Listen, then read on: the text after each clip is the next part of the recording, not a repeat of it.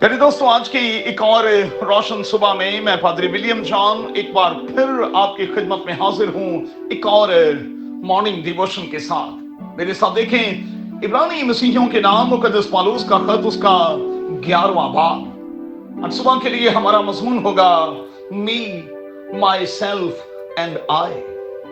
जिंदगी में हर शख्स कामयाबी चाहता है, हर शख्स कोशिश भी करता है, लेकिन क्या वजह है कि बहुत कम लोग कामयाब और ज्यादातर नाकाम दिखाई देते हैं।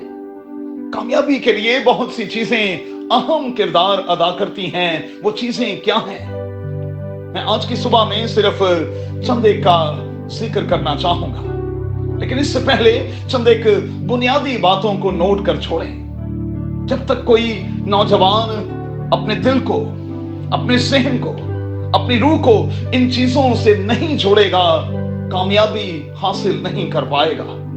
जब तक कोई इन चीजों को जिंदगी में जगह नहीं देगा, उसकी आवाज, उसकी जुबान में तासीर नहीं होगी, वो रूहानियत की उस स्टेज पर कभी नहीं पहुंचेगा जहां लोगों को अपनी तरफ खींच ले। कोई भी इंसान अपना आइडिया किसी के पास जाकर बेच नहीं पाएगा जब तक उसमें ये चीजें नहीं होंगी। कोई इंसान किसी को अपना दोस्त बना नहीं पाएगा जब तक उसमें ये दो चीजें नहीं होंगी। पहली चीज है सब्र। दोस्तों, जब इस बात का शऊर हो जाए कि खुदा मुझे बरकत देगा, तरक्की देगा, कामयाबी बख्शेगा, लेकिन मुझे सब्र के साथ काम करना है, तो समझ लें यही कामयाबी की पहली सीढ़ी है।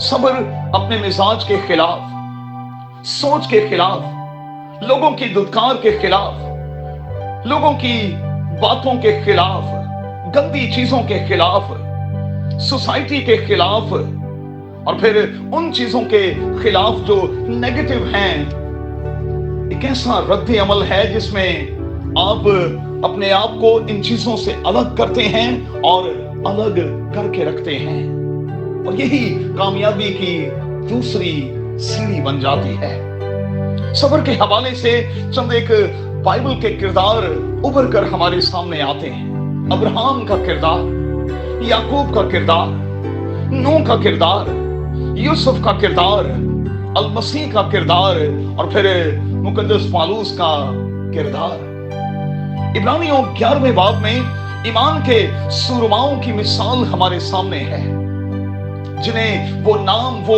मुकाम बख्शा गया जो यकीनी तौर पर सब्र ही के कारण था। दूसरी बात, शक को अपने अंदर से निकाल बाहर करें। कलाम की आवाज क्या है? याकूब के खत में लिखा है कि शक करने वाला समुद्र की लहर की मानिंद होता है, और लिखा है कि शक करने वाला कभी ना समझे कि उसे खुदा की तरफ से कुछ मिलेगा। इसीलिए डॉक्टर लूका की अंजील में आया है कि हम शक्की ना बने। इब्लीस शक में मुब्तला करता है, लोग हमें शक में मुब्तला करते हैं, दोस्त यार हमें शक में मुब्तला करते हैं। हमें इस पर गालिब आना होगा, क्योंकि ईमान लाने वालों की जिंदगियों ही में मोजज़ात होते हैं और होते रहेंगे। इन दोनों बातों को पल्ले बांध लें, सब्र, शुक्र, और फिर शक से खाली होंगे तो फिर हम खूब इकबालमंद होंगे, कामयाब होंगे।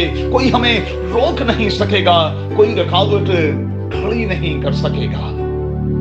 फिर दोस्तों, आप तुम नहीं बल्कि सर होंगे, पस्त नहीं बल्कि सरफराज होंगे। तो आइए इन दोनों चीजों को आज अपनी जिंदगी में जगह दें और कामयाबी के जीने चढ़ते और चढ़ते चले जाएं यीशु के नाम में। आमीन। If you want to see more content like this, make sure to like, share, subscribe, and hit the bell notification so you don't miss any new videos.